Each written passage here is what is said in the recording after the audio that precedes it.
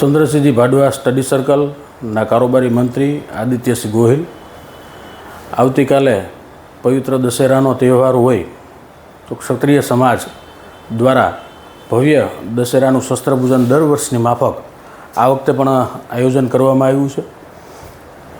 દરબાર boarding 5 રજપૂતપુરા ખાતે બપોરના 8 વાગ્યાથી કાર્યક્રમની શરૂઆત થશે.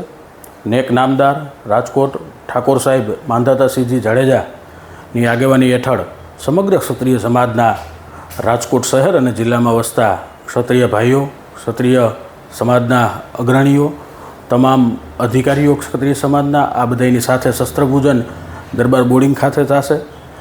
ત્યાંથી ડિસિપ્લિનમાં દર વર્ષની માફક એક શોભાયાત્રાનું આયોજન હોય છે.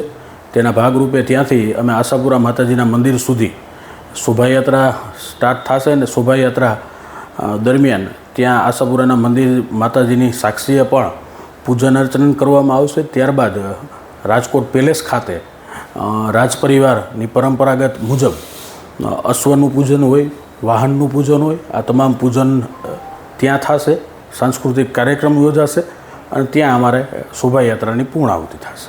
સાંજ સમાચાર ફેસબુક પેજને લાઇક કરો, વિડીયો શેર કરો અને વધુ વિગતવાર સમાચાર માટે sanssamachar.net વિઝિટ કરો.